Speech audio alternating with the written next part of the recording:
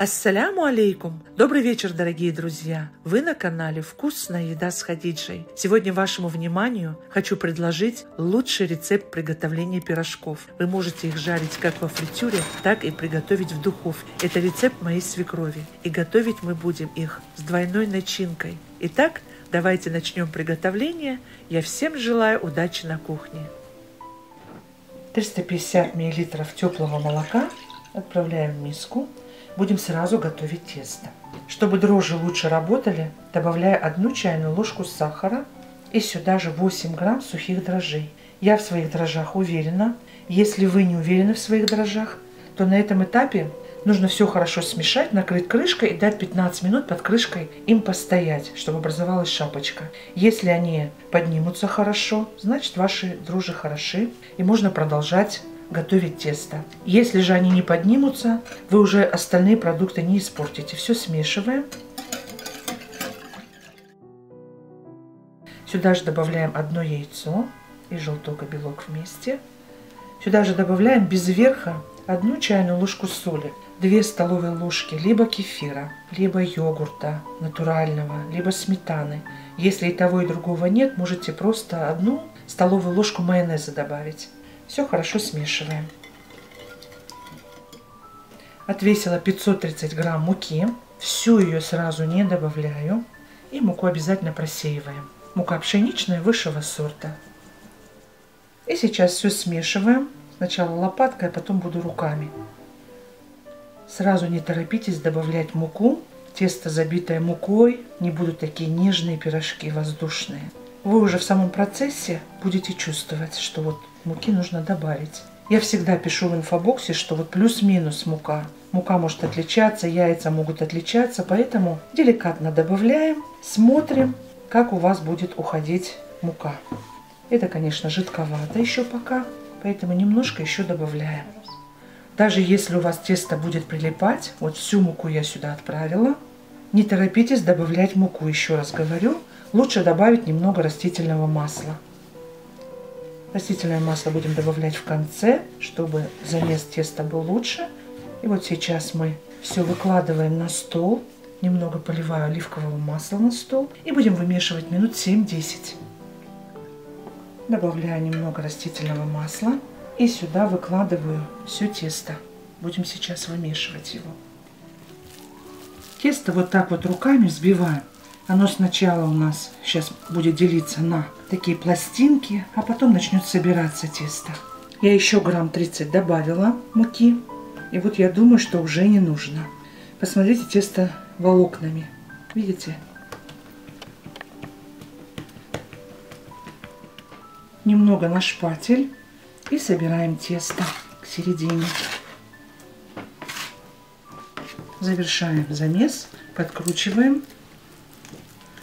Сейчас масло впитается, и уже можно будет собрать шарик. Очень удобно пластиковым шпателем вот так все собирать под шарик. Посмотрите, какое тесто. У меня руки в масле.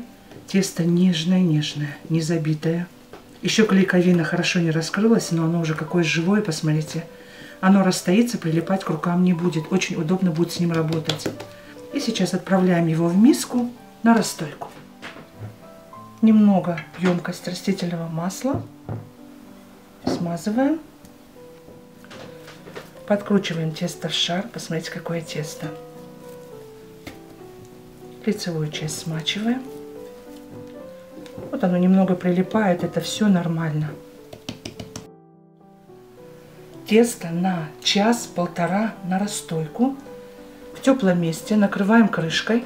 Каждые 30 минут будем делать обминку, выпускать углекислый газ. А сейчас готовим начинку. У меня 600 грамм картошки. Нарезаю ее на небольшие кусочки. Будем отваривать в воде. Я картофеля взяла больше, чем печени, так чтобы картошка, она смягчила вкус печени. Именно вот с таким соотношением очень вкусные получаются пирожки. Готово. Перекладываем в котелок.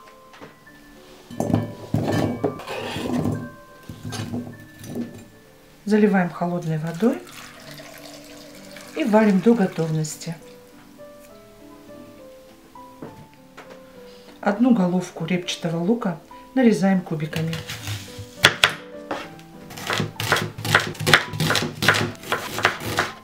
Лучок у нас готов. Подвигаем его немножко в сторону. Мы будем обжаривать и для картошечки лук, и для печени. Морковку натираем на средней терке.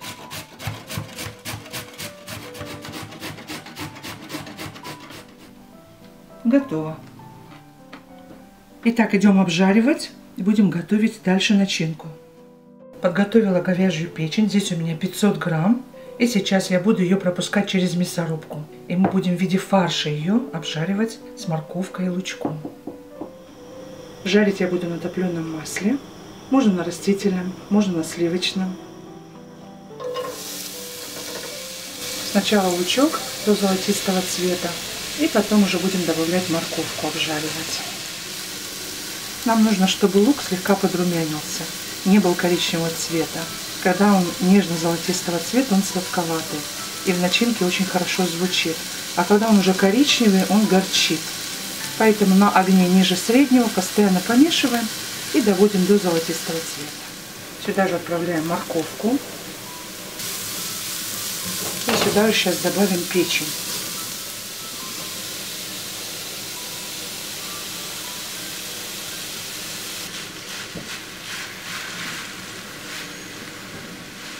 Добавляю немного воды и тушим минут 15. Картошка готова. Перекладываем в другую емкость, где будем толочь картошку.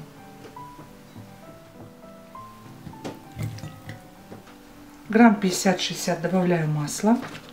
Добавляю одно яйцо и желток и белок вместе. И добавляю соль по вкусу.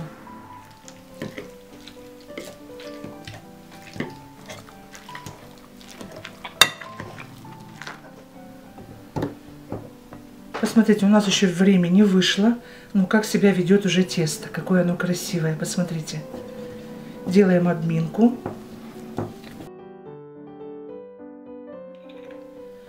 На руки буквально чуть-чуть масла растительного, любого, без запаха. У меня в данном случае оливковое. Посмотрите, оно уже какое, практически готовое. Но мы дадим ему еще раз стояться, чтобы пирожки удались на славу.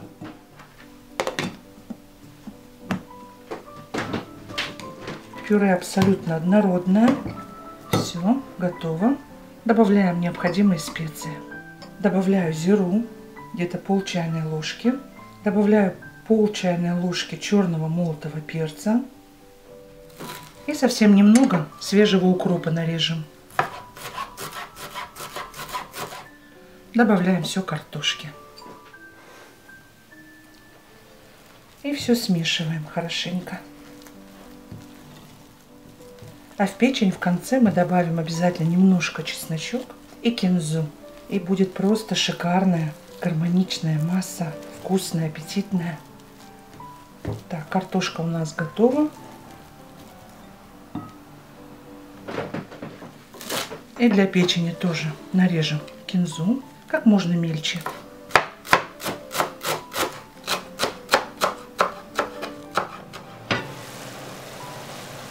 Вот посмотрите, вода потихоньку выпаривается, и уже морковь мягкая, печень мягкая.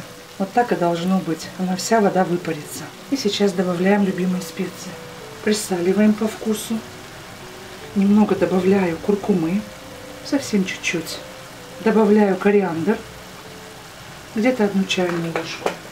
И перчика черного молотого, тоже по вкусу, как вам нравится. Если вы добавляете кориандр, вы уже кинзу можете не добавлять. Но мы в нашей семье добавляем и свежую кинзу, и кориандр. Мы очень любим эти приправы. Печень тоже очень хорошо сочетается с морковью, со сливочным маслом и с кинзой. Практически, видите, уже влаги нет. Еще буквально минут 6 дадим, и все, и готово. Итак, посмотрите, у нас уже практически все готово. Вот печень сейчас и морковочка, все очень нежное. Печень больше напоминает состояние паштета. У меня все на медленном огне. Сюда же добавляем кинзу и 2 измельченных зубчика чеснока. Чеснок на любителя. Мы любим. Все хорошо смешиваем. Тушить не будем долго. Вот только смешали и выключаем, чтобы аромат чесночка чувствовался. Выключаем.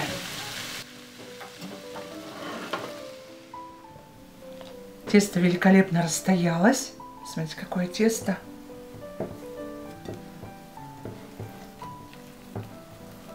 Достаем его на рабочую поверхность. Совсем капельку на рабочую поверхность. Много масла ни в коем случае нельзя. В противном случае потом вам сложно будет защипывать пирожки. У нас получится где-то 13-14 средних пирожков. Я буду взвешивать. Один пирожок по 75 грамм, так как начинки 2 у нас будет. И так, чтобы пирожки не были слишком тонкие, поэтому чуть-чуть побольше взвешиваем тесто. Если вы хотите маленькие пирожки, то не меньше 60 грамм. Делим и взвешиваем сейчас. Немножко подпыляем мукой.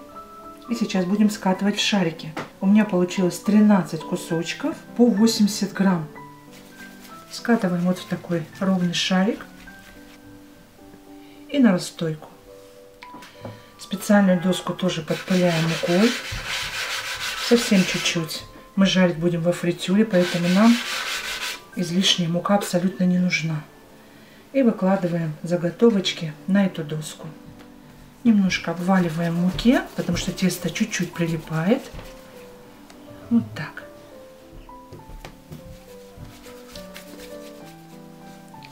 Выкладываем на доску заготовки наши. Вот этот момент ни в коем случае упускать нельзя. Обязательно шарики должны расстояться. Накрываем пленкой и дадим 10 минут расстояться. Шарики расстоялись. И сейчас начинаем лепить пирожки. На стол немного растительного масла. Растираем его по поверхности, чтобы его не было много. И чтобы тесто не прилипало. Лицевой частью выкладываем вот так. Распластываем. Даже раскатывать не надо, вот так руками.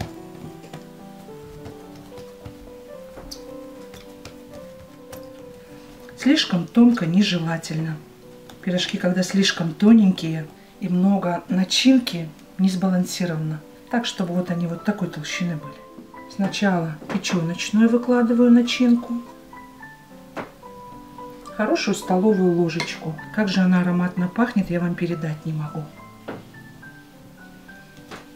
Здесь присутствует сладость, потому что морковка, пикантный чесночок. И картошечку я сделала не очень солоноватую, поэтому очень будет сочетаться хорошо. И сверху ложечку картофельной начинки. Я не смешиваю.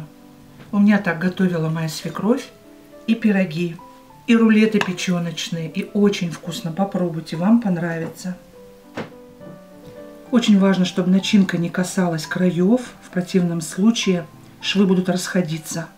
Я несколько раз прохожусь по шву. Они у нас еще растаиваться должны. Поэтому заключительно еще по шву я буду сейчас проходиться. Сначала защипываем все пирожочки. Перекладываем на подготовленный противень. Противень смазала растительным маслом. И сейчас вот так немножко поджимаю пирожок. Прошлась по шву. И на расстойку. Защипываем хорошенечко еще раз. И на расстойку.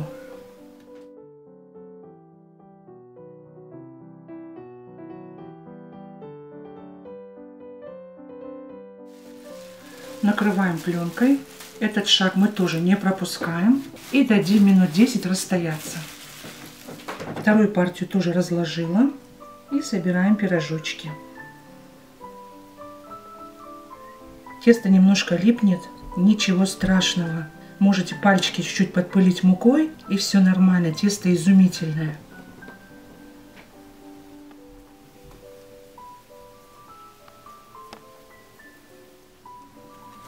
И формируем следующий поднос.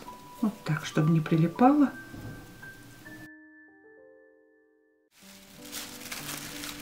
Накрываем пленкой и минут 10 на расстойку. В толстостенную посуду наливаем растительное масло без запаха. Нам нужно его хорошо раскалить. Деревянной шпажкой проверяем готовность масла и опускаем пирожки. Пирожочки опускаем швом вниз. Аккуратно все переворачиваем. Шов запечатался. Очень равномерно прожариваются. Пирожочки готовы.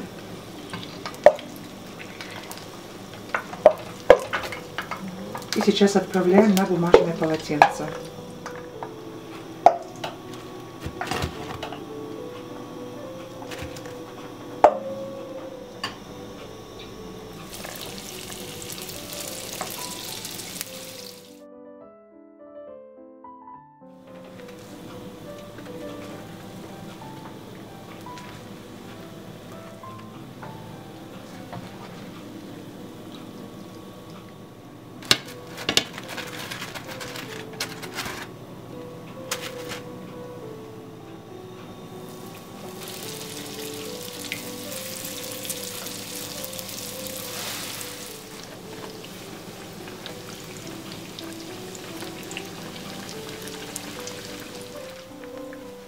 Итак, дорогие друзья, пирожки получились пышные, нежные, как облачко, и очень-очень вкусные. Всем настоятельно рекомендую их приготовить. Порадуйте себя и своих любимых. Если понравилось видео, ставьте лайк, поддержите наш канал лайком. Ваша подписка, комментарии и лайки помогают продвижению канала. Если еще не подписаны, обязательно подписывайтесь. Нажмите на колокольчик справа, чтобы не пропускать выход нового видео. Я вам буду очень благодарна за обратную связь. Напишите в комментариях, что бы вы хотели со мной еще приготовить. Я не прощаюсь с вами, а говорю лишь до новых встреч, друзья, на канале «Вкусная еда с Хадиджей». Пока-пока.